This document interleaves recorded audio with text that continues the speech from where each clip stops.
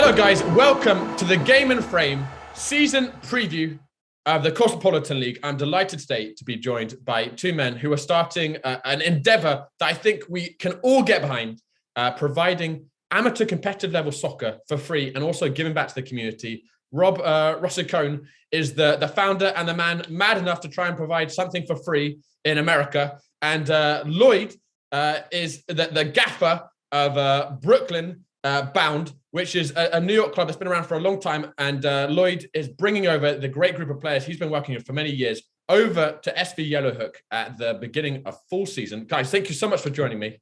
Thank you, Josh. Really great to be here. Thank you for having us.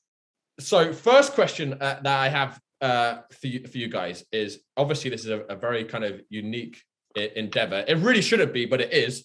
What made you, Rob, think that this could work? I actually run a nonprofit with my wife, a whiskey nonprofit. So you got a soccer club here funded by whiskey. And it was kind of similar in the beginning when we started. It was all about helping out and giving back to the community. And I didn't think it would work. I was nervous. I was anxious. It was a lot of legwork. But now we've been in existence for almost 7 years. We've raised over $200,000 to help local community organizations, help other people out. And football has always been at the core of so many of our donations, whether it was supporting youth clubs or youth groups in public schools. And, it just kind of hit me that there's a group of players in New York City that kind of get left behind. Without getting too much into it, like I kind of feel like New York City is a tale of two cities. And my apartment complex here is a perfect example of that. I am fortunate. I was able to purchase an apartment here in Brooklyn in the early 2000s. It's a beautiful place. It's home. We love it.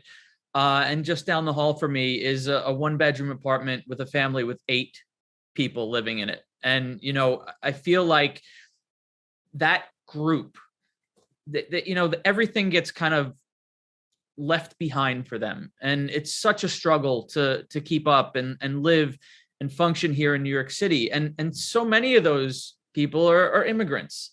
They come here and they're working their butts off. And what does the world love? Whenever they come to America, they love football. And you have these kids, and they do have an opportunity as kids, especially in high school in the PSAL, to play. But then if they're not on that track to go to college or play in college, they kind of get left out of the game. And for me, at our first session, I saw a massive, massive hole in what this game was providing for this group, because they came out and they were so grateful to be there. And, after that first session, I kind of thought to myself, all right, this is where this has to go, because it wasn't always focused on that group. The community element was always there for me, but, that particular group was, I really didn't, and that's the problem, right? You don't think about them. And when they came out, and not only were they excited to play, but they were excited to give back. Literally said these things to me like, oh, this is so great. I can't wait to help out and give back to my community. So that's really the spark that started this whole thing. And Lloyd, when was the first time that Rob brought up this idea to you of Yellowhook, and what was your initial reaction? Wow. So I think this started, when Rob approached me, it was probably early January or late December. He came by, he sent me a text, and he mentioned that he had this great idea of starting a soccer club, and that the soccer club would be free to players. And the only thing that players had to do is just give back to the community. And the minute I heard that, I said, I'm in. That's exactly what I wanted to do with Brooklyn Bound for years. And I was just never able to do that for a number of reasons. Part of it was financial. Part of it was finding a sponsor, and just being able to navigate the whole system is so daunting, especially as one person. And when Rob approached me, I said, you know what, let's do this. I'm in. I could bring over the players. We can really push this forward. Because for me, it's really personal. When I grew up as a kid, I came from a very low income immigrant family in Miami. And, I played soccer my entire life. And I was actually pretty good at it. And I played at really, really good clubs. But in high school, when I was trying to play for one of the more prominent clubs in South Florida that was national champions, they recruited to have me come play. But that club was 2.5 hours away from my home. So, practices were difficult for me to get to. And it was asking a lot of my family to take me to practice. That's one thing. And they allowed me to play under scholarship. But then when it came for the big tournament, that wasn't state cup, but actually the national tournament, it would have cost $1,000 or more for me to participate. And that doesn't even include the flights and the hotel stays. And I couldn't ask my family to do that. So I gave up that opportunity. And I feel like there's a lot of other kids and those who, after they graduate high school, as Rob mentioned, who just don't have that opportunity because finance is a barrier or whatever else is a barrier. And I think this mission is trying to get at that, where we're trying to end this pay to play and actually let people play football and enjoy it and have the passion for it again. And I believe that's such a huge thing going forward. And, for Brooklyn bound players, I recognized over the past 2 years when I really fully took over the team that a lot of my players just could not afford to even pay the registration fee. They struggled to pay the $40. And I had to say, you know what, just give it to me over the course of the season. If it's $10 a week or $10 every month, I'll do that and I'll front the cost. But that just is a testament to say about how difficult it is for people. And we have to do something about it. And I think this is what gets us there. Well, guys, it's so incredible the mission you have. Coming from a country where it was, definitely not entirely equal opportunities in football, but there's a lot more in that direction, and I think that's probably goes for most of Europe, definitely has always struck me coming here. Just, like we said, it's so pay for play, and that maybe 90% of your talent pool is just eliminated for nothing other than they just don't have the means to keep playing, which and that's very to sad. me, that's criminal to me. And I again, I recognize how fortunate I was to be able to have the game when I finished high school, even though I didn't play for a college team. And really what it's for these kids, it's more than physical health. It's mental health. Mm-hmm. And, the mental health crisis that our country is going through now is just, it's tragic. And, if this can give a handful of kids the opportunity, even if it's just for 2 hours on a Sunday, an hour on a weeknight, and, 2 hours once a month when they're given back, to be able to make these kids and their kids, 18, you're an adult, but these are kids, to feel good about themselves.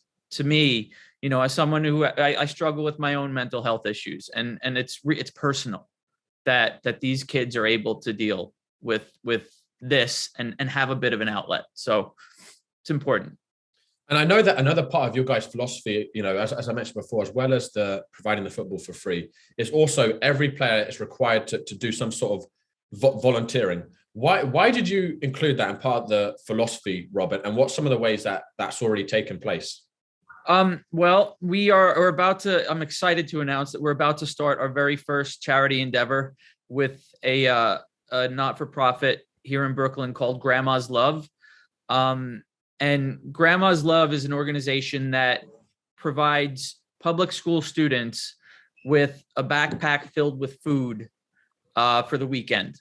And it's you wouldn't think this, but such a huge percentage of New York City public school students don't eat, literally do not eat if they're not in school. And what this organization does is they pack this bag up for the students who are identified through the local public schools, through their teachers and their principals, and fill it with food for a family of 4 for the weekend. I've had students who have been the recipients of these backpacks, and you see them in the classroom. I've been a teacher for 20 years, and you wouldn't have any idea that that's what the reality is for these kids. So what we are doing to get started is we're starting a food drive amongst the team. We're asking the players to each kick in as much as they can for this, and hopefully boost this program so that it's not a struggle for them in the spring, because I know food insecurity at in the height of COVID was it like exponentially grew, and it hasn't gone down. So this opportunity came up through one of our charity partners, Bay Ridge Cares, and it's a no-brainer for me, especially having worked with some of these children who are helped by this initiative. Awesome. And Lloyd, what kind of effect do you think that volunteering has on the players themselves, right? That you guys have got in Yellowhook? I think it's about giving back to the community. So like one thing that my family always told me growing up is that never forget where you're from, and once you do reach success, always give back to that community. And I think for some of the players, it's the opportunity to see yourself on the other end of it. So it's like, sometimes that we receive these like benefits and other things like that. I think it's good for them, outside of just playing football, and recognizing that football is a huge part of this and it's very important, but that there's just more to life. And there's so much more that you can do just to help your community and make it better by some small things. So whether that's going out and doing a food drive, or if it snows, is going out and shoveling an older person's like driveway or the sidewalk, or going and just helping rebuild a house that's been damaged or anything else like that. There's just so much little things we can do that can go a long way for another family, and it just brings the community together. And I want the players to understand that, and I want the players to also feel like they're valued in their own community, because I think there's a lot of communities here in New York City where you feel like you're either transient or that the community doesn't belong to you because it's changing, and it's changing right before your eyes. So I think this will give them some kind of grounding, especially these young guys who've lived there maybe for 10, 12 years and then have seen it all change and don't feel like they're going to be there in the next 5, 10 years. But this will give them some grounding. I think this is really important because of that. And now I want to talk a little bit about the actual the spring season, the hopes for that. I was down there on Sunday. I saw you guys had an amazing turnout, probably about 40 guys down there. Obviously this is new, right? There's going to be some teething problems on the field. What is the results for you guys in this inaugural season in the CSL? I'll let Lloyd take that. Lloyd is the gaff, really. So for me, talking about the spring season, at least with the SV Yellowhook team that's coming on, is really for me is for them to build chemistry, is to get some grounding and really understand like the competition that they're going to be facing and get a pace of the game and things like that. So there's going to be a lot of growing pains for this spring season, at least for them. But I think on the other side too, with Brooklyn bound, because we're going to stay separate just for the remainder of this season, and then we'll all like converge next year. I think for Brooklyn bound, it's pushing to get promotion as much as we can and performing very well. I think the first half of the season, it was up and down, and this was our first time in the Division 3, and we've seen what the competition really is in Division 3 and how competitive it is, and that there's a lot of parity. So I think for us is that moving up the table, finishing in the top 3 is my goal for Brooklyn bound. And then I think for SV Yellowhook, my goal would be for them to perform well, get some training, get the ground under them, get used to it. And then we can make an evaluation going into the fall season of what the first team will look like and what the second team will look like. And then from there, really making that big push for promotion after that. And so if I understand, sorry, I just had one question, Rob. If with Brooklyn bound, when you join SV Yellowhook, will if you get promoted to Division 2, will SV Yellowhook first team be where Brooklyn bound is, or will it just cease to exist? Yeah, Brooklyn bound will cease to exist after May. Okay. We will be fully Yellow Hook. And and I don't have any emotional attachment to Brooklyn Bound to the extent where it'll hurt doing that. So I think it's a big step for us. So even if you got promoted to Division 2, in terms of like, it wouldn't be a case of you just change the team name to Yellow Hook, right, and all the kits. It would be like the Yellow Hook will be in Division 4. Just so I understand that. No, it would. The Yellow Hook would be a Division 2 side, and the reserves or the academy side that we're trying to build would be the Division 2 reserve side. Got you. So Brooklyn Bound's performance this year will determine where SD Yellow Hook's first team is playing in the full season. Okay, yes. I just wanted to make that clear. Sorry, Rob, I interrupted you. No, that's good. I want to echo what Lloyd said about this opportunity came up because a team dropped out of the third division in CSL. And again, we talk about cost and the amount it costs to play this game in New York City. When I originally started this, the idea was to join one of these 9-a-side leagues or 11-a-side leagues that are run throughout the city, which are incredibly cost prohibitive.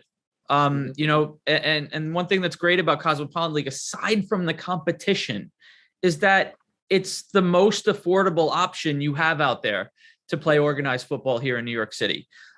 So when that opportunity came up, I had to jump on it. And when I jumped on it, I didn't have quite the numbers that you see out there today, but I knew that the Cosmopolitan League is a huge draw for players, and that this was something that I knew we could go in low stakes, right? That we could take these kids and literally show them the ropes. There's a lot of misconception about amateur soccer in the United States and the world, really. This league is tough. I've played in every one of the divisions. I'm old enough and I'll be playing in an over 40 team in the CSL this spring. So I played over 40, I played over 30, I played Division 1, I played Division 2, I played Division 3, and I played Division 4. And up and down the table, it is difficult. It is hard work, and the competition is fierce, even in the 4th division. And you could look at clubs like New York International, and you could look at clubs like Richmond County, and you could look at clubs like Borgetto, 2 of whom are now vying for the 1st division title, the CSL championship in Division 1. You just look a few years ago, they were in Metro 1, Metro 2. They were the Division 4 teams. New York International, same thing. Very different approaches by all 3 of those teams to get to where they are. But I mean, they're inspirational because they understand what the league is about, and the fact that they were able to do that is a great example for us, really, and shows our young players that, hey, look, this is serious, but it's attainable. And by making it free, you make it even more achievable for these kids because they don't have to worry about cost. They don't have to worry about footing a bill. And the character of the guys that we have, when we told guys like, all right, look, you got to volunteer. There's a lot of players in New York City who'd be like, oh, no, I'm all right. I'd rather pay $200 or $300. But we don't have guys like that. And I think that is really visible when you look at our team spirit. We got guys posted on Instagram, the team pictures with like family, and that's what it feels like. And it's really, we're really excited and we're really happy to have the opportunity to come in now when the stakes are low. We anticipate we might be on the end of some really tough results this spring, but those tough results will only help these kids grow and understand the league, and we'll be better for it. So what is kind of you mentioned some of the shooting stars of the CSL, like Borgetto and Richmond, who just climbed up so quickly. In terms of results, where would you guys like to see Yellow Hook, let's say in 4 years, the first team? What division? Honestly, I don't see why we couldn't be at the top in Division 1, competing for an EPSL spot. I think getting out there, that first step is the most difficult, but it's once you get the ball rolling, I think you start picking up a lot of people, and I think the mission is something that is attractive to a lot of guys. So, grabbing Lloyd on board here and Brooklyn Bound was a massive step to get the club to that spot, to that level that Richmond and Borgetto and New York International are at, because it gives us an immediate foundation of players who are ready to compete for that promotion spot into the second division. And, we hope through our social media campaigns, we hope through some creative sponsorships that we'll be able to attract top level players, top level coaches. Not that we are not, I'm not. Lloyd's a fantastic coach. And one of our other board members, JJ, is a terrific trainer with knowledge that's like, but yeah, I mean, that's what those clubs have done. And we look to emulate them. Yeah.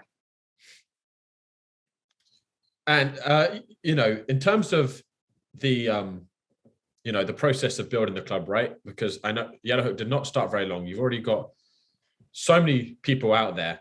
What describes me a little bit of the process of these first few months? What's been the hardest bit about building a club from scratch? What's been the most rewarding bit? The funnest bit? The kids. I think the kids getting the kids out is the best thing for me. Like seeing those kids come out and seeing the attitude that they have and their willingness to learn is fantastic. What's been challenging? My anxiety has been, especially in the very beginning. I know I mentioned to you on Sunday, that first session we had out, there were 6 guys, and the goalkeeper who committed was late because he's traveling from northern Westchester to come play with us. And that's another thing. We have players from all 5 boroughs, from Long Island, from Westchester. Any guys in New Jersey watching, we need to finish the trifecta. But I mean, these guys are coming in, and you see the numbers, and it's not just for the intra-squad derby. It's Thursday night trainings.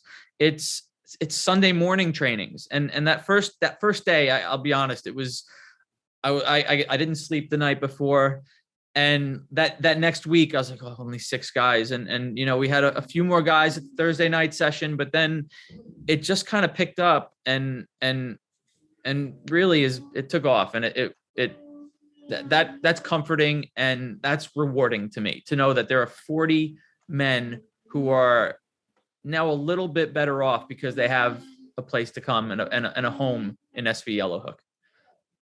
Yeah, I totally agree. I think some of the challenges, like for me on my end, and I think this happens to most clubs, it's like the logistics, at times is like really, really difficult, and being able to manage all these moving pieces, at once, whether it's like the funding and, permits and, getting players, communicating with everyone, like that's always a challenge. And I think we've been really good about being on top of it and getting to a point where we can move forward with a lot of these things. But I think some of the easier things that's happened, or one of the benefits I've seen, is like my players from Brooklyn Bound truly, truly enjoying the training sessions and loving the competition. I've gotten so much feedback from the players that have attended the trainings where they're saying that I like the talent that I'm seeing on the field. I like this competition. I've had several players even come to me and tell me, like, I have to work harder because I don't want to lose my spot next year, because I can see a couple guys who can take my spot. And I've had others who haven't attended who's starting to say, I'm definitely coming because I've heard such great things from the other players about this. That right there is beautiful. And I think that's going to build such a competition in this team, and it's going to get the best out of every person, each training session and each game. Yeah, and I'd like to piggyback off you there for a second, Lloyd. It's also, you're only as good as the people you surround yourself with. And,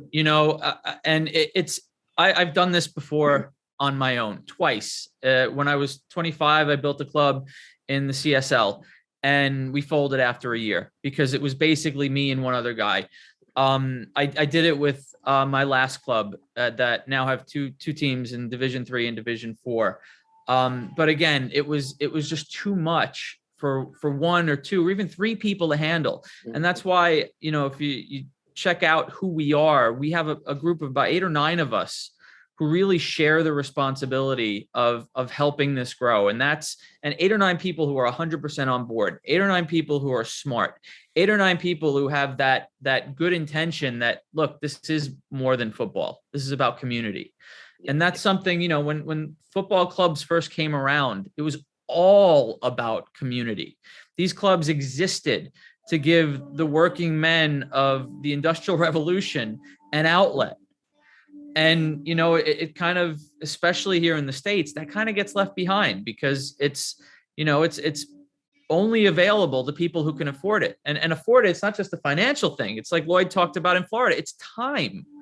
People who are working 3 jobs just to pay the rent, they don't have 2 hours to take their kid to a tournament or to take their kid to practice. I was so lucky growing up. I would be training 6 days a week. I'd be driving to the Met Oval from Staten Island to train with the CJSL Select. And I was fortunate enough to have parents who, no, they weren't rich, but they had the means to allow me to do that. And, you know, as the years kind of grow on here, you see that that's less and less the case. And so, yeah, I don't know where I was going with that, but that's well, I definitely know where I want to go now. It is, you know, we've talked about the, you know, where you guys would want to see the club performing in a couple of years, but I want to talk about this idea you guys have been just discussing, you know, the free to play, how it just changes everything. It is kind of it's crazy to say, but the idea of accessible play is kind of revolutionary in America. Right? It's like we've all, and I include in this, I've got used to almost accepting the status quo where, you know, if you want to get to the highest level, unless you're exceptional and you can get on scholarships the whole way through, and even as Lloyd, you've described, even that may not be enough, you are going to be consigned to mediocre coaching or zero coaching unless you have a lot of money. You guys are kind of sticking up the middle finger to that status quo. So where do you think this revolution could take us? Could this get out of control in 5 years? How many people might be in Yellowhook? I mean, and in your biggest dreams, what would be the pervasive effect on the game? I'll be honest. I got a text from a player this morning and he said, Rob, and then, you know, it just left off at that. And I saw the 3 dots on the iPhone and it was like a lot of 3 dots. It was there for like 2 minutes. It's like, I got to tell you about this dream I had. And he went on to tell me about how he was dreaming that SV Yellowhook was playing in Major League Soccer. And look, I'm not gonna come out here and say that that's where we're gonna be. No, you've said it now, Rob. I've soundbited it. You've said it. You've committed. You've committed to it. 10 years, man. 10 years MLS. But you know, there's levels in this game, and with the right funding, and we have some great partners. You can look behind us at our kit line back there. You know, Four Roses Bourbon has been, I mean, generous enough to provide us, and I got a product shot ready here with access to single barrel whiskey that people are literally climbing over themselves to get a bottle of. Send one over to me, Rob. You got it, John. All right. But you know, with creative fundraising ideas like that, it's not impossible, you know, and especially with the CSL and the pathway to professional football, it's yes, it's a pipe dream a little bit, but it's also, it's there to take. It's there for us to take if we can figure this out and do it right. And I don't want anybody to get the wrong impression. I don't think any single one of us, myself, Lloyd, any of us that are working with this club right now are anywhere near the caliber to get into a league like NISA, which is what the EPSL champion is offered. But with the fundraising, you could hire people who are at that level, who would attract players who are at that level. You know, again, I feel like this is a love affair with Richmond County. I mean, they're able to get a guy like Bloody Bardich, who scores goals for the New York Cosmos, who is, you know, considered for the Montenegrin national side. to come and play in their team. And that's because of this. Hey, they could make it. So, I think that's something that's really important to keep in the back of your head. And again, I'll reiterate, so you could put this on a soundbite. None of us are going to be in that side. But this kid texted me this, and it's what it's all about, right? You got to be able to dream, and to be able to say that you were a part of this in the very beginning. You were one of the first players. You were one of the first organizers to be a part of this club. I mean, it would be literally a dream come true, a pipe dream come true, but it's still possible. Well, guys, it's really incredible what you're doing. I'm truly full of admiration. I cannot wait to see where it goes. And I think honestly, on this topic of free to play, we could probably talk for about another 4 hours, because there's just so much depth to it. But I mean, we could talk all we want, but at the end of the day, you guys have taken the action to try and to really combat it. So really excited about that, and really. I'd just like to add about that, Josh. There are teams in the CSL that offer something similar. Very low cost or no cost for certain players. There's also teams in New York City that under the table they're paying their players. We will never do that. We will never do that. We will offer this opportunity for everyone to play for free. And we hope that's enough to attract the talented guys who can help us grow and help us move up the table. So, it's not that we're the only ones doing it. I think we're doing it in a little bit of a different way. So. And actually, I have to ask one more little amendment question. For this spring season, I know you guys have said, right, it's going to be rough, as you would expect. Brand new team, still working things out. Mm-hmm. Where would you like to finish in Division 4? Because I know you already said that Brooklyn bound, Lloyd, you'd like to see them trying to get that promotion spot. But for the Division 4 team, what would be a target, where you'd feel happy to finish there at the end of the season? Well, we're being put into Division 3. Oh, you've been put to Division 3 as well? Yes. I do believe right now the caliber of player we have, and the way we're working together, I do think we would be a mid-table Division 4 side. And I'll let Lloyd answer as well. But if we win a game, or if we can keep it respectable, we're going to be playing against clubs like Kid Super Samba, who have basically run the table in Division 3.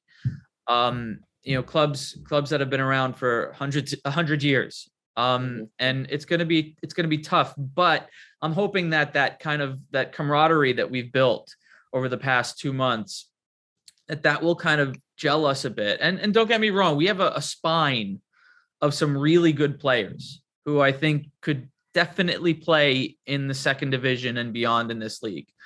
But incorporating that with some of the younger guys is going to be tough, because as strong as the spine is on a football team, you need 11 guys who are pulling their weight and pulling in the same direction. So again, if we can keep score lines respectable, maybe eke out a win or a draw, then I'd be really, really happy with that in the third division, knowing that we are basically a fourth division side. And the low stakes of it, like, there's no promotion for us. There's no relegation for us. I mean, we're going to relegate ourselves if Brooklyn Bound doesn't win promotion.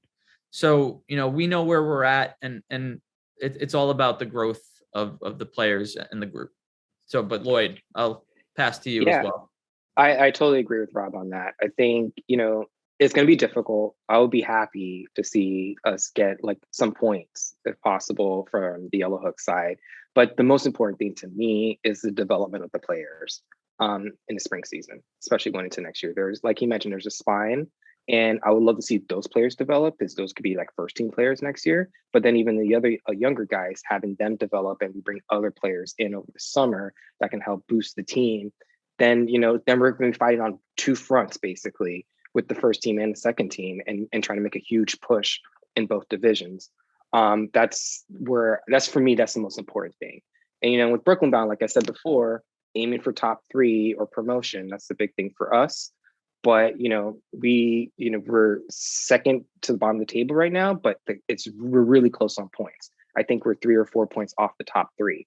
I mean, that's how close our division is. So I think for our team, it's a matter of playing well, playing beautiful football, but playing really good defense and being not allowing goals and also producing goals and being able to just match up with each team and be competitive and go for it and get a shot. And Rob, for people who want to follow Yellowhook, what's the best way for them to keep up to date with what's happening?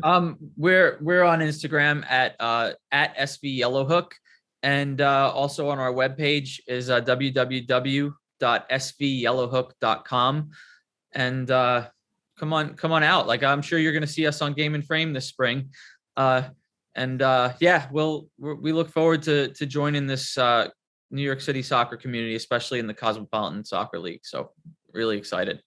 Well, Rob and Lloyd, it was a pleasure to talk. Like I said, so excited to see where this project goes. It's really incredible what you're doing, and best of luck for the spring season. Thank you, Josh. Appreciate you having us on.